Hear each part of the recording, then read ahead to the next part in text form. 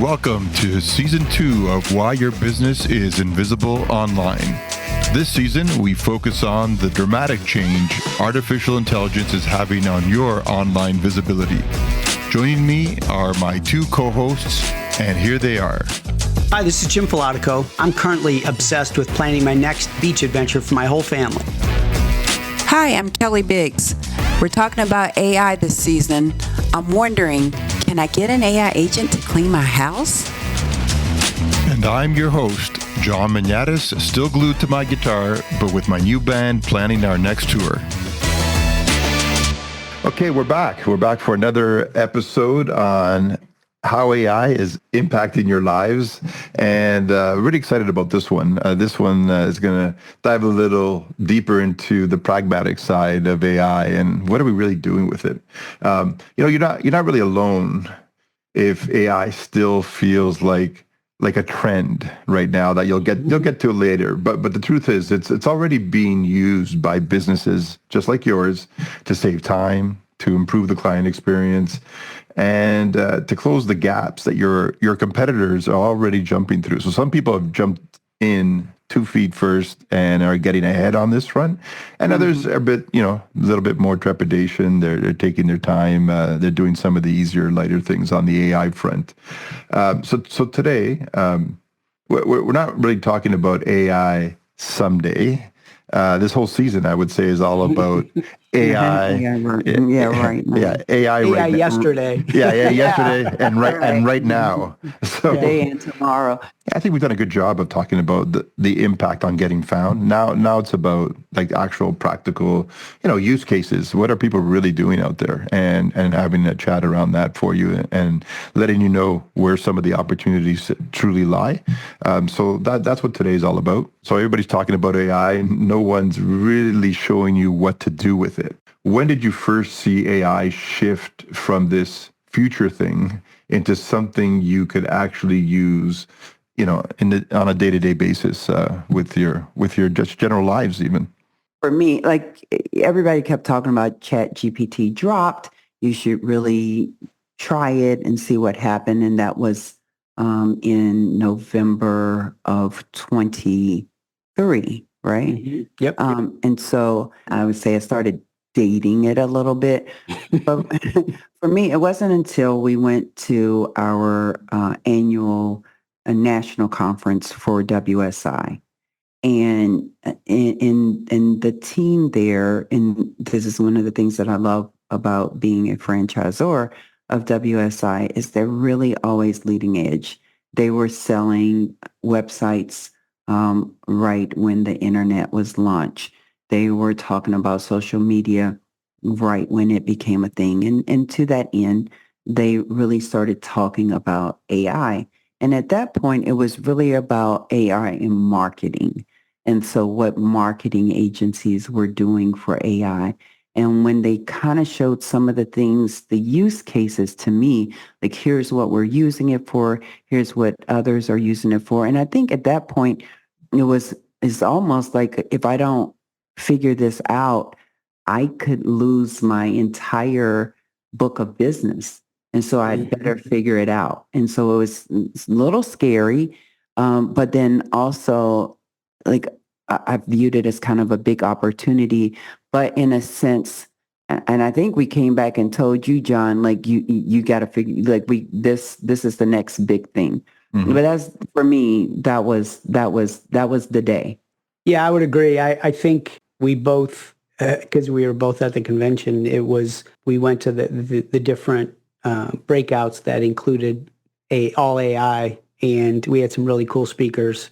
And it was interesting because just earlier in the year, we had changed our tagline to embrace digital, stay human. And so this was perfect for that. But yeah, I felt the same way, and it was scary.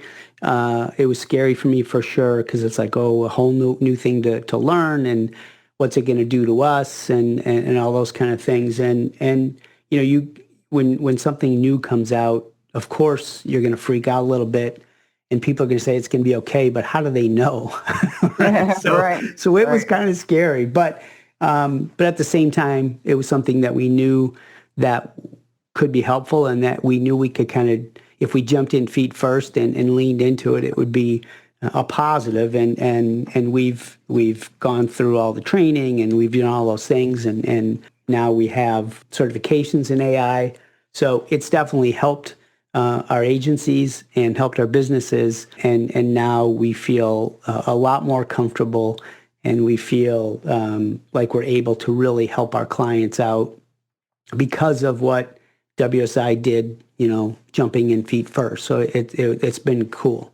Yeah, from my perspective, and you'll laugh at some of these examples, but I jumped in like right away, but it wasn't with anything serious. As soon as I saw that there was a tool like this, my curiosity was piqued right away. So at the time, I remember it was about a year or so ago, and I was with my band, and we were about to play our first gig in a while for all of us, and we needed a band name basically, and so just to have some fun, I threw in the songs on our playlist that we were going to play that night. And then I told AI to just look at all the band names, look at all their songs, look at all their lyrics as a guide, as a reference, and then take the mix of all that and come up with a cool name for our band. Unfortunately, it could probably do a better job today, but back then, ChatGPT was sort of in its infancy. And it sucked. The names were terrible. And I asked for like almost, I think it was almost 200 names. Not one made the list. They were so formal. It just didn't have any creativity. Now, I know it's gotten a little better on that front, but I don't think it's still there yet. I think we're stuck, coming up with band names even this year for this year's charity event for ourselves. But guys, I was using it for a lot of things. Like I needed to create an exercise routine for myself. I had an illness for a while, and I wanted to come out of it, but I didn't want to go nuts with some crazier exercises. I just wanted to do the right ones, and it came up with some great ideas. Even gave me some diagrams on how to execute the different exercises.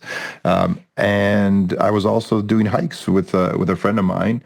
And after the hike, the best part was sort of grabbing breakfast. So wherever we would go, I would ask ChatGPT, tell me all the best breakfast places in the area. And that was great too. And the best one of all was when a friend of mine, his wife was having a major Secret Santa event, and he said, "Well, can you help me out with this? Like we're trying to figure out how to organize. I'm trying to also figure out what gifts to give. Here's some details." Threw it into ChatGPT, and it did an amazing job of that. It gave us a lot of creative ideas on how to run the event, and even nice. Yeah. So did you have any rules? Because I found I did the same thing, but I was like, these two are siblings. Don't have them give each other the more rules. And gave it that way. It was a little sticky, but yeah, I did the same.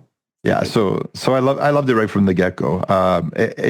I found it scary. I could see the power of it. I don't know about you guys, how you're feeling about it today. I still find AI a little scary. It doesn't really have too many, guardrails around it yet. So who knows? Like, I worry about things like, do generals and army use it today, even for some of the things they try to do in the world?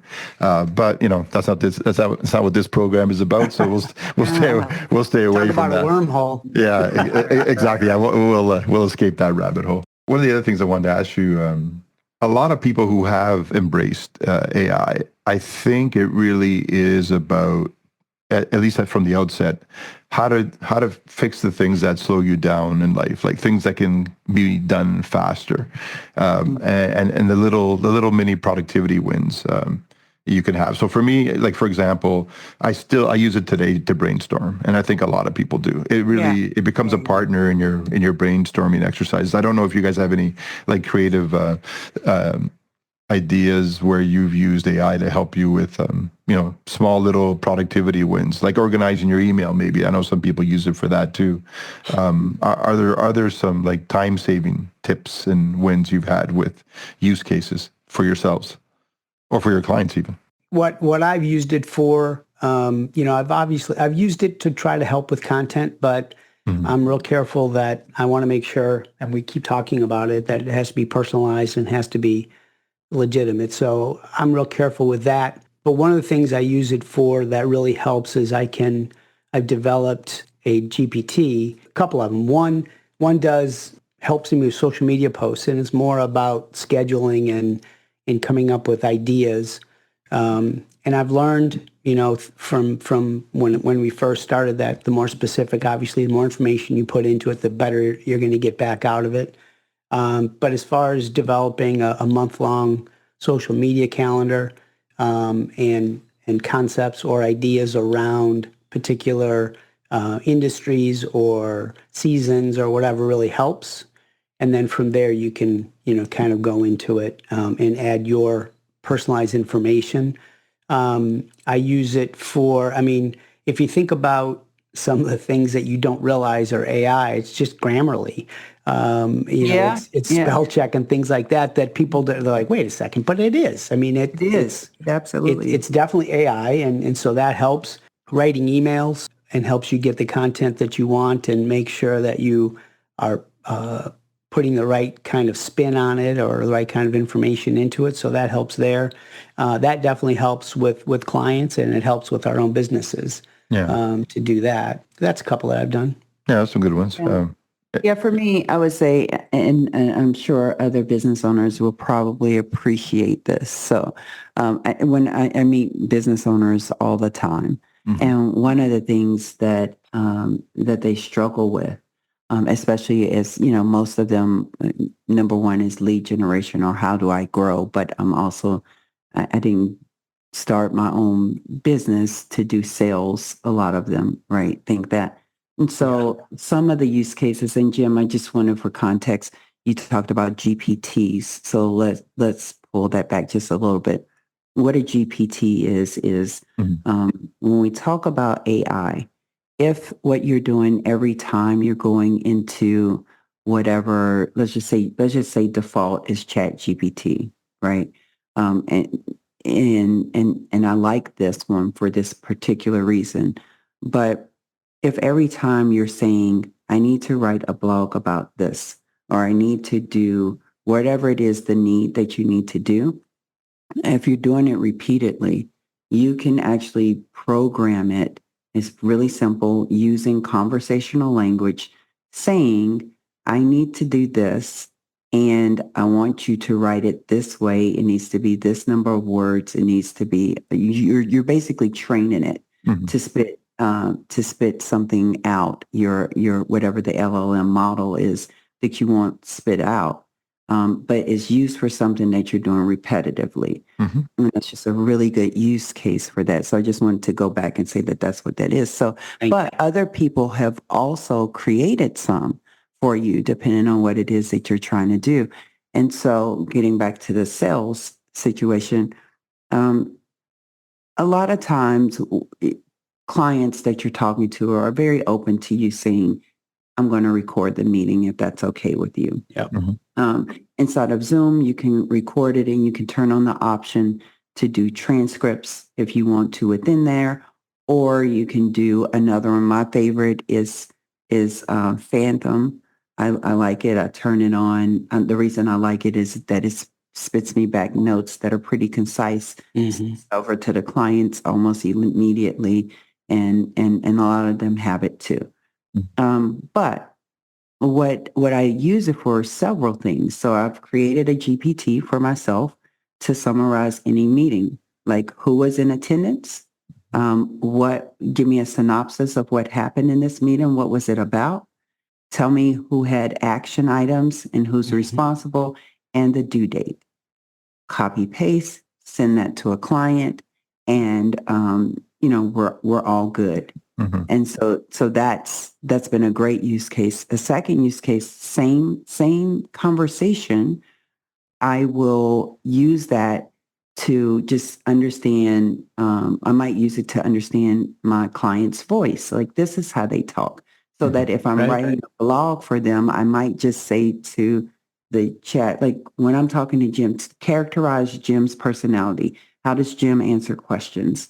That kind of thing. So that when I'm writing for Jim, if Jim is pretty much, like I have an accountant who is very much the economist in his firm. Like he speaks very professionally. He would not use jargon. He is not like down home kind of that way.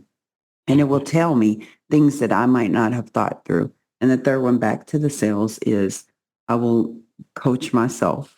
Even though I, pride myself in being a good salesperson, what happens is I find a lot of times when I'm talking to clients, we're just in the moment and I'm not thinking about upselling or whatever.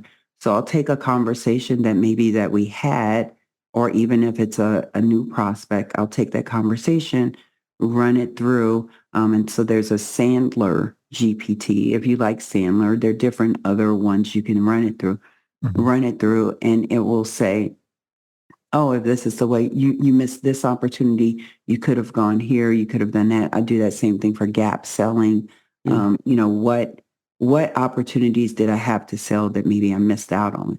And so I'm just thinking, if you're a CRO even, and you're trying to coach people, but you just don't have the bandwidth, and you want to show your sales managers what you should be looking for, take one of their calls to a client for coaching and run it through and show them here are the opportunities that you missed, and let them learn. Right. Mm-hmm. That's the best way to do it. Cause you're like, oh yeah, I didn't even think about that. I mean, even me 20 some plus years into selling, they always come up with something I could have done differently. That's way more effective than waking up in the middle of the night saying, oh, shoot. Yeah. I should have said this or whatever. Right. Yeah, on that sales front, I mean, I don't have Kelly's background in sales and limited knowledge on that front. So I do use ChatGPT to help me with headlines, for example, on landing pages when you're trying to express a benefit, or what's the whole point of this landing page? What is it driving at? So headlines in general at the top, right by the hero image, or even for lead magnets. How am I going to promote this lead magnet? If you're a natural at sales, that phrase comes immediately. For me, I need to see 10 of them, and ChatGPT spits out as many as you want, and there's always a golden one in that list. So I still use it for that. Thank you for tuning in to Why Your Business is Invisible Online. If you enjoyed today's episode, please do us a favor and subscribe and follow us on Spotify and Apple. Be sure to share it with other business owners who might find it helpful. If you want to dig deeper, contact us at ruinvisibleonline.com. That's capital letter R, capital letter U, followed by invisibleonline.com. Or message us on our LinkedIn business profile with the same title, Are You Invisible Online? The information shared in this podcast is for educational purposes only and should not be considered professional advice. The views and opinions expressed in this podcast are those of the hosts and guests and may or may not reflect the official policy or position of WSI Corporate. Always consult a qualified digital marketing expert before making significant changes to your online strategy. Until next time, keep connecting with the people who matter most to your business and join us for our next episode.